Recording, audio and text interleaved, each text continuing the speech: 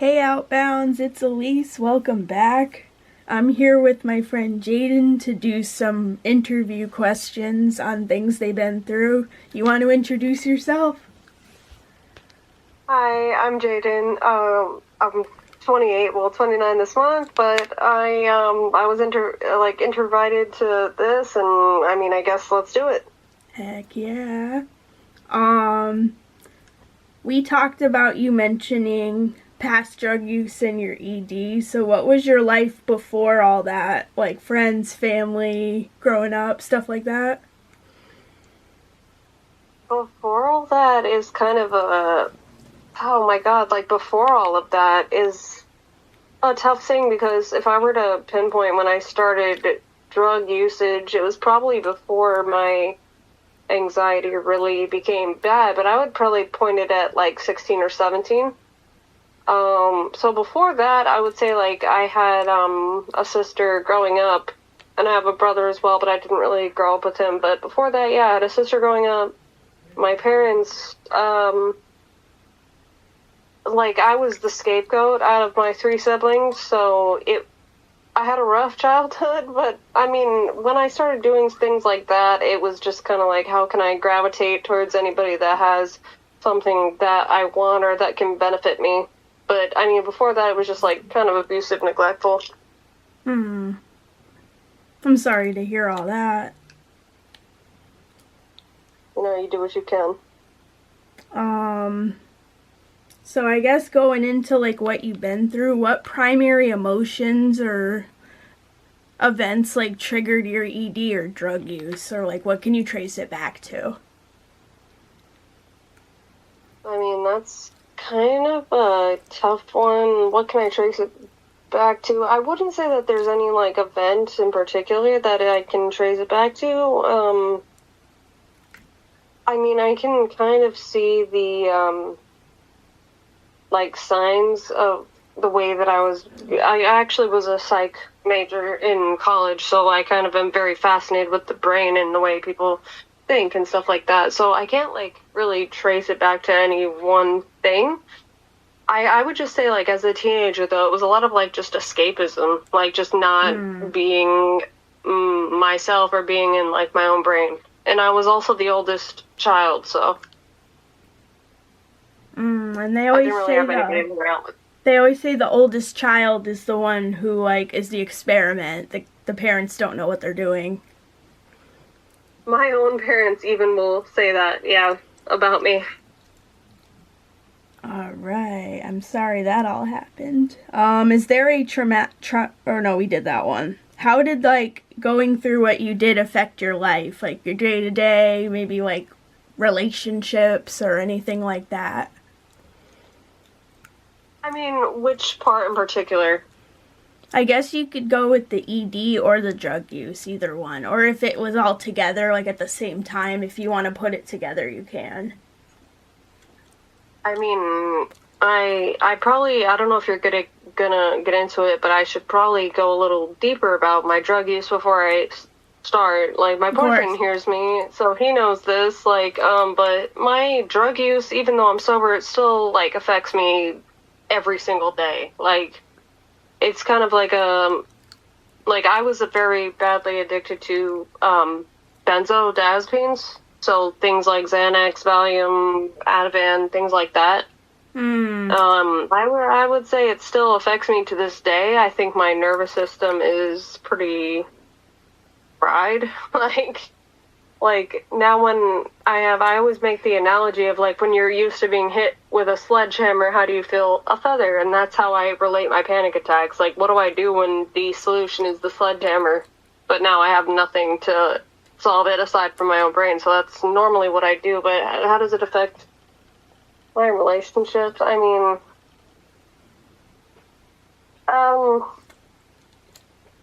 It really, I think, depends on whether or not I'm sober or not. And currently I am, but when I wasn't, it would burn a lot of bridges. People just didn't really like to be around that kind of a thing.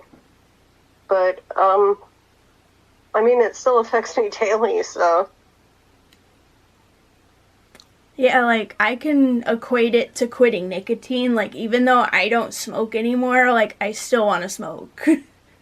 So it's Oh, it's like, hard. Like, so I yeah. can only imagine when it's mental because it kind of like leaves an effect on your brain. It's like engraved or burned in there.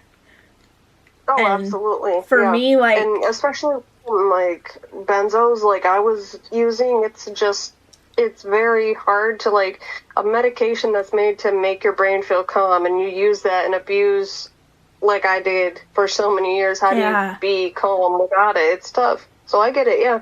Nicotine's hard. yeah, like I only ever tried lorazepam, and I used to hate how that made me feel. Oh, it makes a lot of people sleepy, doesn't it? Oh my god, I was Yeah, that's out useless of for there. days. Like, my body couldn't handle benzodiazepines, so my psychologist never gave me one again. But See, I that's know a what I lot hear of from a lot people, of people. yeah, like, That's good though, because yeah, stopping made me have seizures and stuff, so good that you didn't get into them. yeah, plus they're also like an off use seizure med, so your body was probably used to it. Oh yeah, for sure. To this day I still think that. But yeah. Alright. Another question I had is what was your moment of clarity or lowest point, like, in your journey of trying to get sober? Ooh, my lowest point? I thought of a few, trying to think of which one is more relevant. Lowest point? Okay, I'll be actually completely real, right now, and I'm not proud of this, but the lowest point was, I think, in 2019, when I actually crashed my car because I was fucked up off of all kinds of things. And I went to rehab the very next day, but I would say that's probably the lowest. Well, I'm glad you decided to go to rehab after that because you could have been like in a downward spiral like continuously. Yeah, absolutely. Or is there a point in time, so you said the car accident, which I can relate cuz I've been in so many of those cuz I had undiagnosed ADHD and they were like basically telling me I'm Mm-hmm. fine and I'm like no, like my dose or something is wrong. I keep getting into car accidents. Yeah, I mean, that was my only one, thankfully. Yeah. And nobody was out, thank God, because it was like 4 in the morning. Nobody was awake or around, so thankfully nobody was like up and driving. Mm. Another one I thought of is what is your substance abuse relationship affects your relationship with food? Because I know like I had a good friend who went through it, and when they were using like heroin and stuff every day, they weren't eating. Like, did you go through something like that? This might sound like an out-of-pocket answer, but if I'm being so real, my relationship with drugs and food, it actually, so I have something called ARFID. It's avoidant restrictive food intake disorder. Ah, yes. If I'm being, yeah, like, it's real and adults have it too. It's not just kids, but if I'm being 100% real, it's something that actually made it easier for me was when I was, like, fucked up. So I think the ED kind of, like, fueled it a little bit. I think it made, using drugs worse because it was easy for me to eat things when I was on drugs and drunk, so. Wow. Usually that's the Yeah, opposite so for this some is the people, so opposite. that's very interesting. Yeah. I mean, I even got to a point where, like, I was so bad in my ARFID where I would, like, drink something just before I ate, and that would just make it easier for me. Mmm. Like, I suffer from binge eating, but I don't have ARFID, but I know, like, it's adjacent, or a lot of people who have autism can have ARFID. Yes. Yeah, it's very common amongst, like, autistic people. I went to treatment for it and stuff, but yeah, it's not easy. Alright, and then I guess we're gonna ease into, like, the more future stuff. So, like, do you feel comfortable in your skin, and how does it affect your recovery? Like, do you have, like, a sense that you're doing better, or is it like an ongoing battle every day? I mean, I know you kind of partially answered this question. Would I say it gets better? That I don't know, because I feel like that's individual, but at least for me, I would say it does in a sense, but like only to a degree. Like, I suffer from really bad mental things all the time. Like, I have really, really bad anxiety. I have bad depression, and like every single day. It's not just like something that I deal with, it's something that like debilitates me. So I would say it's like something I learn to deal with rather than I learn to cope with it, because if that makes any sense. Like, I learn to deal with it, I just don't learn how to like accept it. So for me, it's like,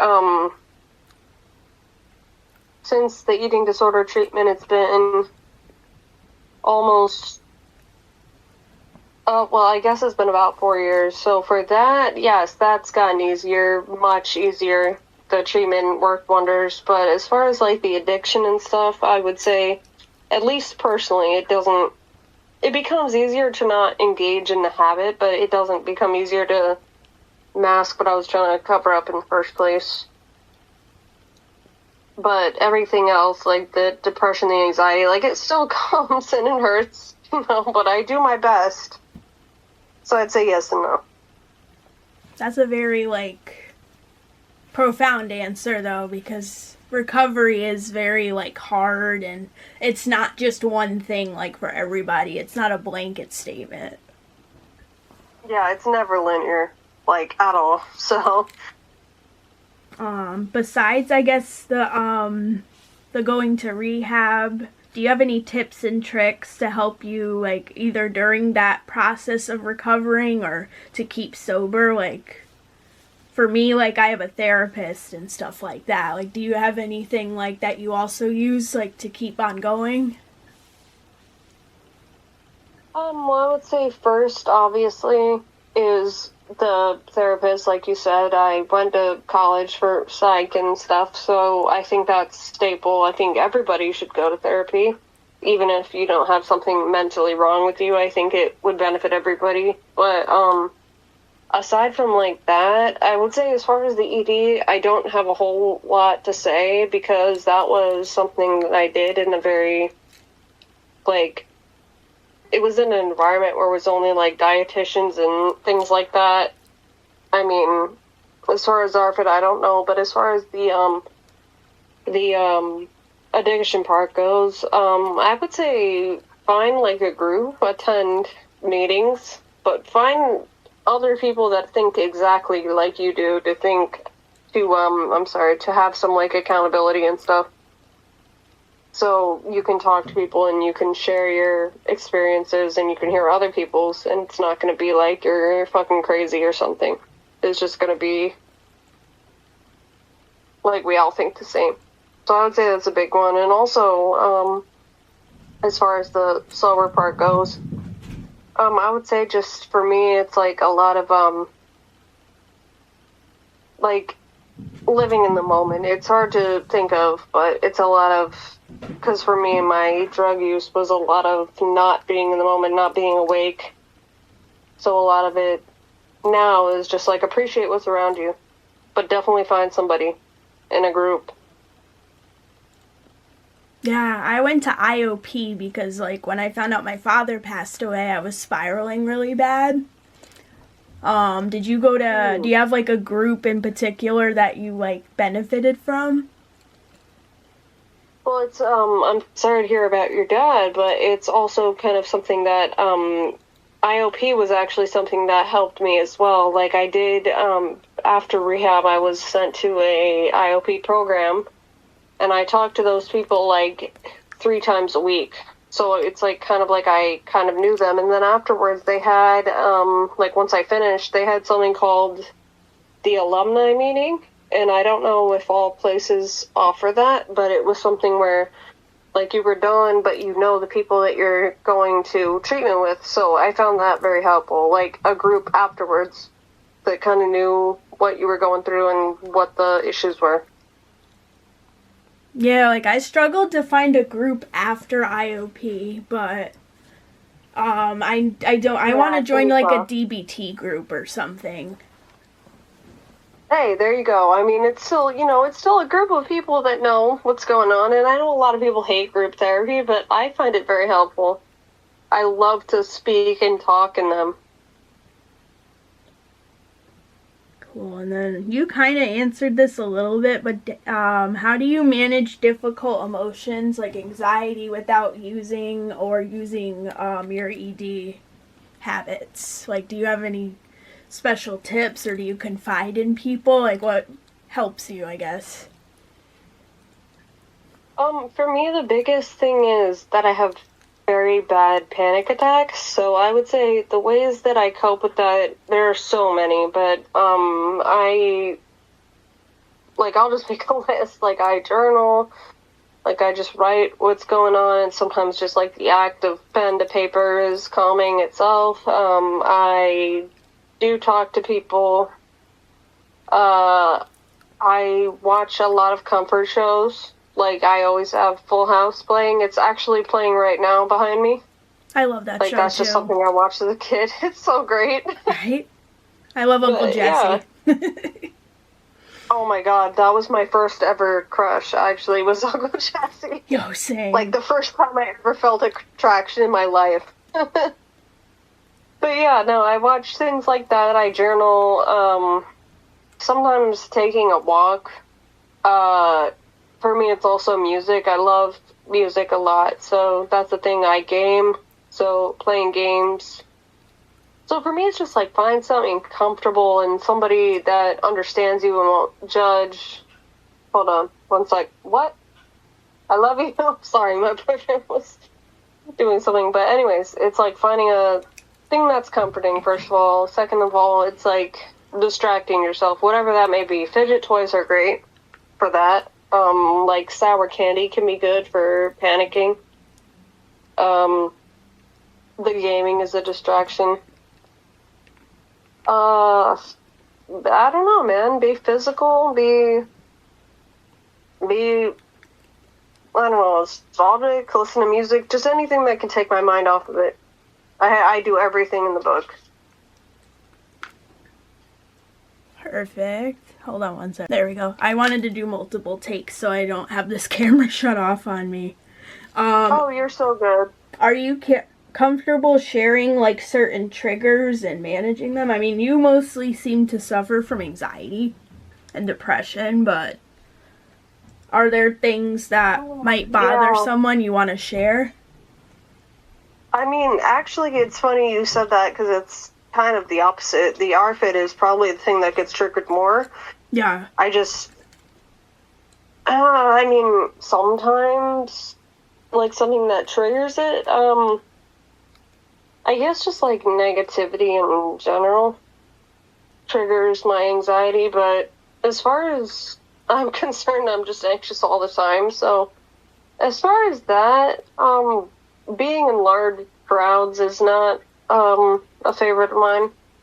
That can trigger it. Also, as far as the ARFID goes, like, I feel like anything can trigger that. Like, I still have ARFID. I went to treatment for it and stuff, but it can still be triggered at any time. For that, I would say it's usually stress-related things or, like, thinking about choking, because that's just a fear of mine. I'm learning so much more about ARFID, so thank you so much for being so open about that. I mean, of course. I mean, if I could say one thing, because I know you said you're going to upload this, right? Yeah. So that's, yeah, I mean, if I could say one thing right now about ARFID, it would be to whoever's watching to just do a little bit of research on it and understand that it's not just a thing that affects autistic children, it affects adults as well, like myself. And it's not something that is being picky or just not liking a certain thing. It's something that it made me very malnourished, and it's behavioral. It's a learned disorder. So I would say to anybody that's reading that, just understand that that makes up more of the eating disorder population than even binge eating disorder and anorexia combined. But we're just not seen ever. So I would say to anybody, just please do a little research on this and understand that it's not something that just makes us... Like, I see a lot of... Have you seen that YouTube channel? It's like a little girl. Oh my god, and they have her try stuff like every video. Yeah. I do watch her. Yeah. Yeah. So I watch her, and I've also seen Torrin Wolf, the tall guy with the top hat. Oh, I don't know about them, but... I'll send you a video of him, but it's her and him that I mostly see, and then I read some of the comments, and it's like, oh, she's just being a brat, and I'm just like, bro, you have no fucking idea. Like, it's so bad. It's not just being a brat. Like, if they were being a brat, they'd be enjoying themselves. Like, it's deep. I can get deep into anything you want. Like... Yeah, and, like, maybe, if you ever want to be on the channel again, we can go into, like, specific topics. And if you ever wanted to speak on ARFID, because it's not widely talked about for adults, I could definitely arrange for that. I'd love to. I am actually in a little group chat of people who are adults that have ARFID, and it's tough. Because I relate to, like, almost everything that they're saying, and it's tough. I mean... I would say donate to the NDE, the National Eating Disorders Association.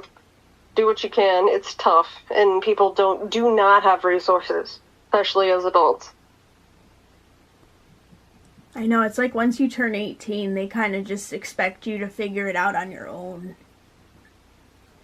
Yeah, exactly, and that's one of the things where when you look it up, you're only going to find things related to children and stuff. So it's like, damn, we exist too. Like, you know?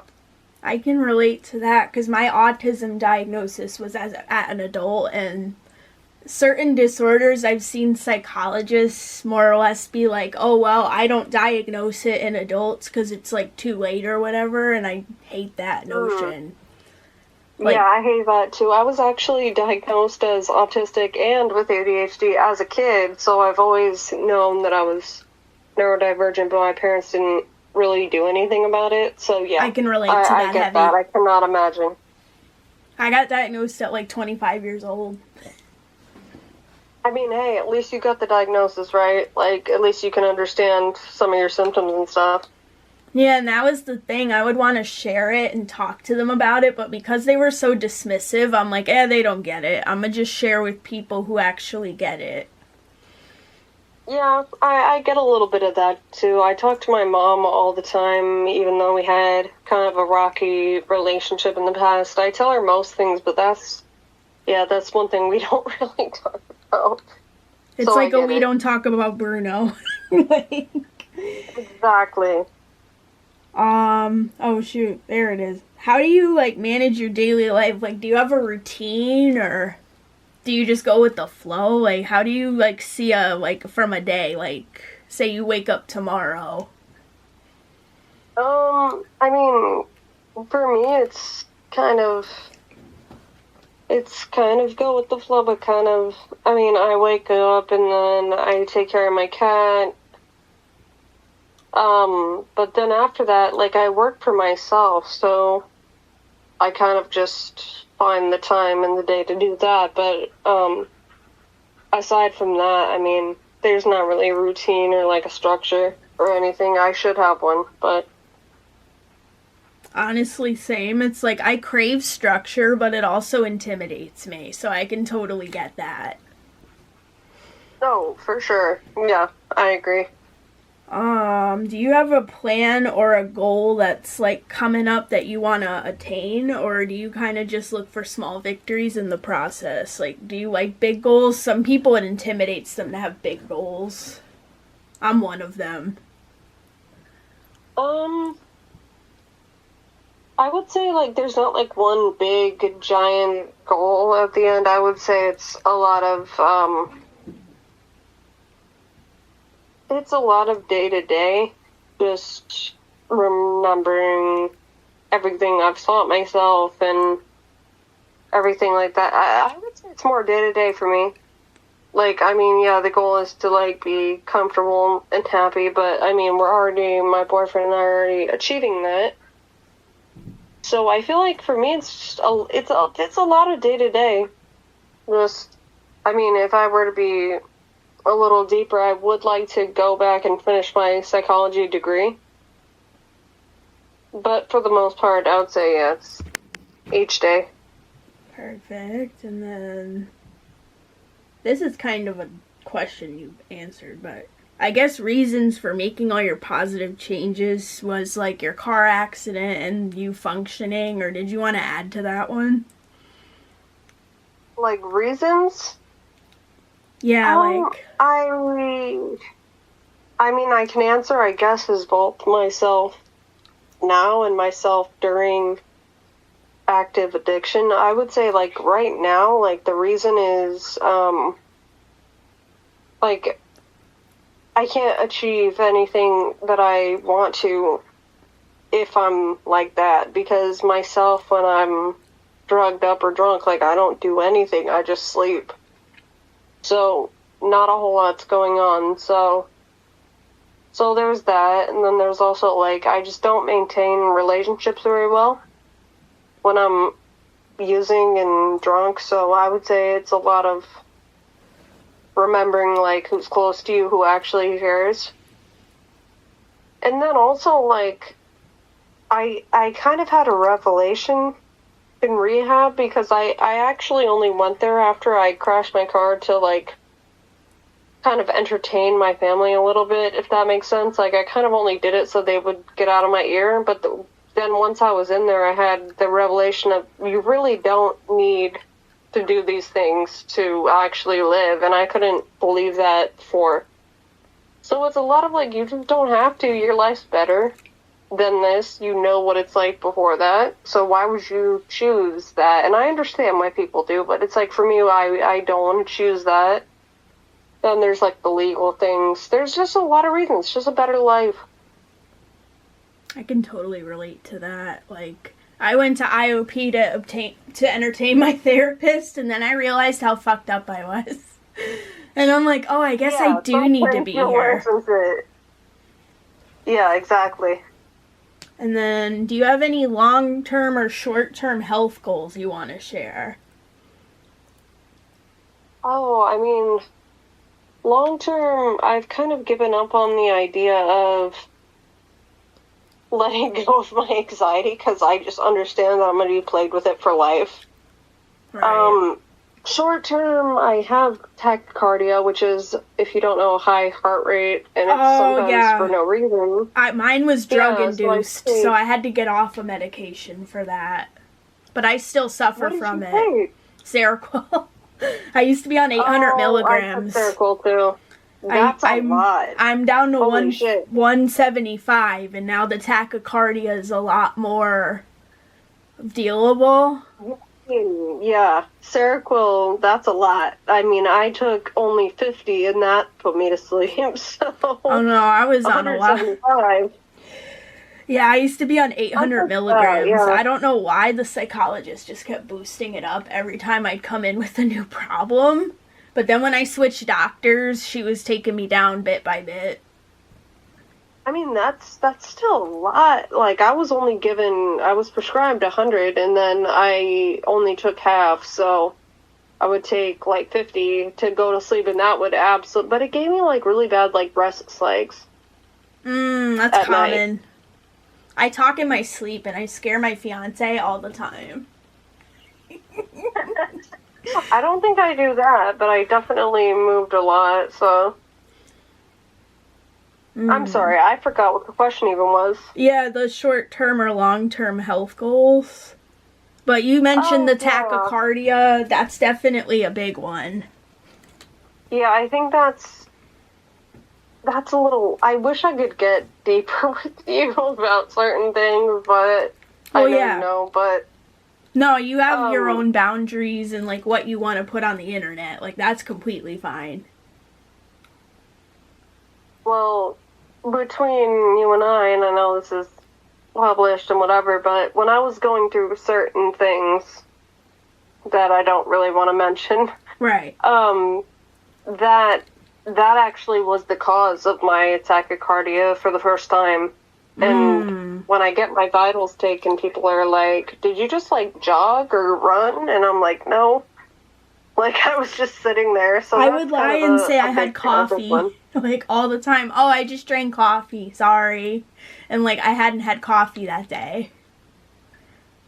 Sorry, doctors. I did lie to you. No, you're good. I mean, I kind of do things like that, too. But, I mean, you know what? Maybe I can get into certain things. But when I was dealing with, like...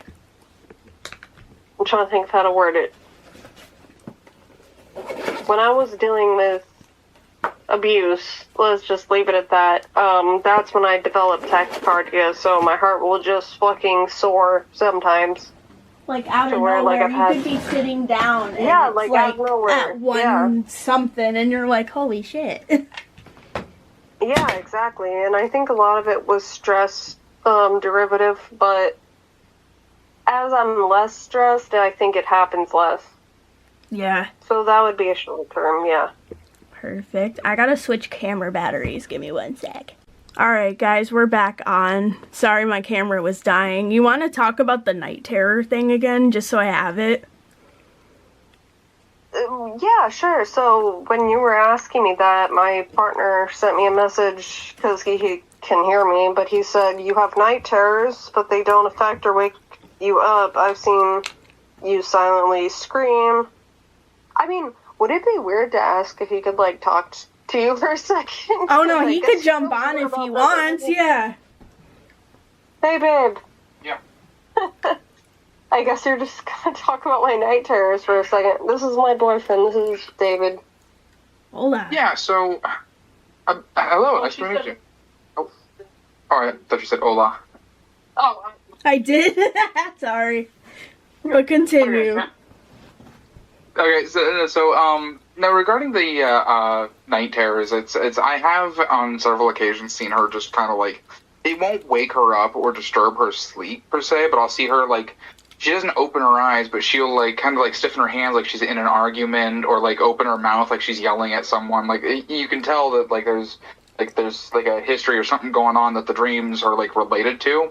And I've had it happen a couple of times. It never wakes her. It doesn't affect her day-to-day life, so it's not like, I don't think it's actually affecting the sleep quality per se. And every time that I have seen it, I'll like give her a hug and she immediately comes back down from it, and she won't like the screaming just stops, and like she kind of gets regrounded in reality back to where she is, and then easily falls back asleep. So it's like, it's stuff that I've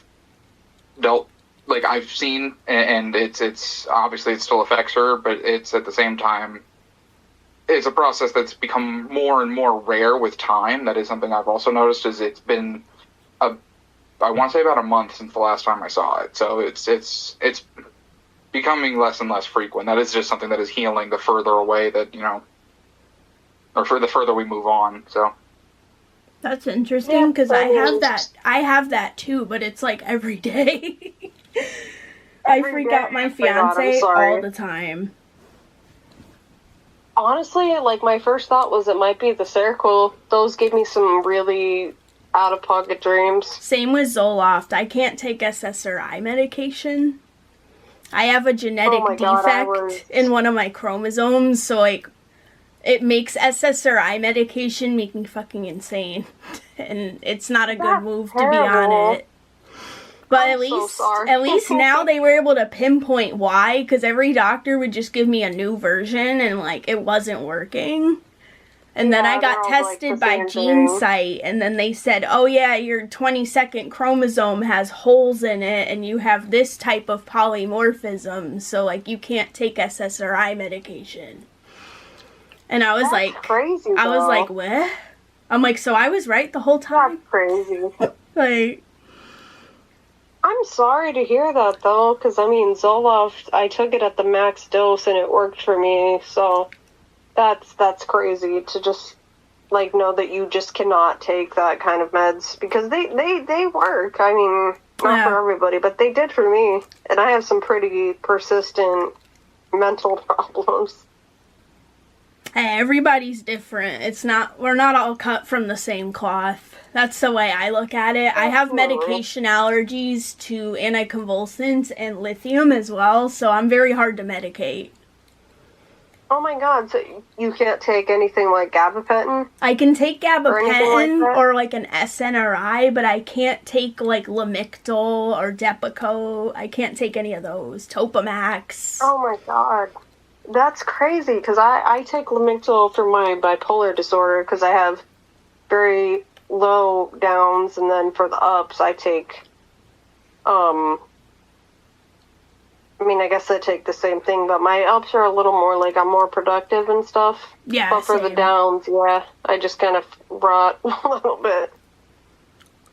It's funny how we're so similar, but we're differently medicated. It's like a crazy phenomenon. Like, I take enough gabapentin to trank a horse, but I can function. No, exactly. I'm kind of the same way. I'm on like 1,200 milligrams.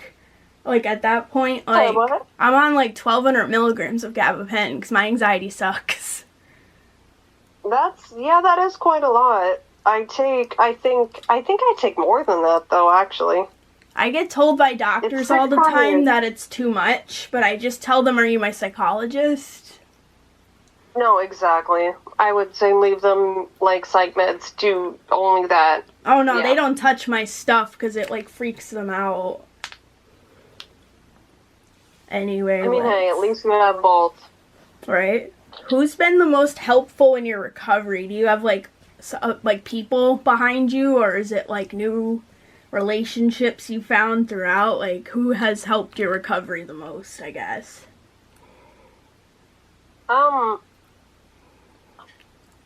It's kind of I would say, like, right now, as far as everything goes, I would say number one, I have a best friend. That's my friend Kayla, and she lives about an hour from me, but always been supportive. My family, not really so much. I don't think they understand either the addiction or the eating disorder at all. So I would say right now it's my partner. Like, I think that he goes a very long way to try to understand certain things about me, like, insanely deep into certain things that I struggle with, and he tries very hard to get it even if he doesn't get it, if that makes sense. Like, he just tries very hard. So I would say probably him, yeah. Like, my family doesn't get it, and then I don't really hang out or talk to a whole lot of people, so it's not like I have a big friend group. Yeah, for me, it's definitely my spouses, because my family ostracized me, but you can always use me as a resource, because I get it. I've been through a lot of things. I would love to talk to you more. Like, right? Actually, I know, like, I kind of suck at responding sometimes, but yeah, I would love to. Oh, God. I've been sitting like pretzel legs, and now my legs are numb. You ever do that to yourself? Oh, no. All the fucking time. I sit like Al. My boyfriend's pointing at the chair. Exactly, yeah, no, I sit like Al from Death Note. Oh my god, same. Like, no wonder why my back and my legs are so fucked up. I get the same thing, but I just cannot sit like a normal person. Alright. Do you have any boundaries that you're comfortable sharing to promote your recovery? Like, do you have, like, certain ones in place that help you, or do you want to keep those to yourself? Boundaries as far as, like, what? Like, could you give me an example? Like, I don't know, like, some friends, it's like, they're in AA and they don't want to see alcohol in the house, so, like, some friends, I put the alcohol all in a cabinet for them so they don't have to look at it. Okay, like, stuff like that. As far as, like, a boundary that I said, I would say not really. I would say it's probably, though, because I kind of just choose out what I'm gonna do myself, but there was a time when I was invited to a lot of drinking-centric parties and things and gatherings, so I would actually drink non-alcoholic beer. I've had And that those would be my before. thing. They're actually not bad. It's just some of them taste weird. Like, I think one of my favorites is the Heineken and the Guinness. Those taste pretty good. Oh, yeah. Yeah, absolutely. And, I mean, they taste exactly the same, so it would help me a little bit with the FOMO. But, I mean, as far as, like, if I were to date somebody, if they were, like, my partner has never used drugs ever and doesn't really drink much. So, I mean, I guess as far as that goes, I probably wouldn't want to be with somebody that just casually drank a whole bunch. So it's really how, like, you choose your life and your everyday to go is what's keeping it successful. Yeah, I mean, as far as that goes, I would say a lot of it's just your environment and how you choose that environment. That's a great way to look at it. Yeah, I mean, it's worked for me, so. Do you have, like, certain types of support or help you still need to this day? Like, I know for me it's medication and therapy. Yeah. Like, what do you think you still need in terms of staying sober? Honestly, I think I need more. But yes, I need the therapy. I need medication. I also need at least some people that kind of, to a degree, I don't really get this deep with most people, but understand what's going on. But yes, therapy, medication. I've accepted that I'll probably be on meds for the rest of my life, and that's okay. Like, it's genuinely okay. But I would say that those are the biggest things, yeah. Definitely. And then this question, I asked this in my other interview with my friend Maddie. Is there something you wish everyone had access to for recovery? Like, as if it was mandated by law or if it was free? Like, for her, she said housing. Oh, my God, yeah. Well, yeah, housing's a good one. My first thought was immediately therapy. Yeah.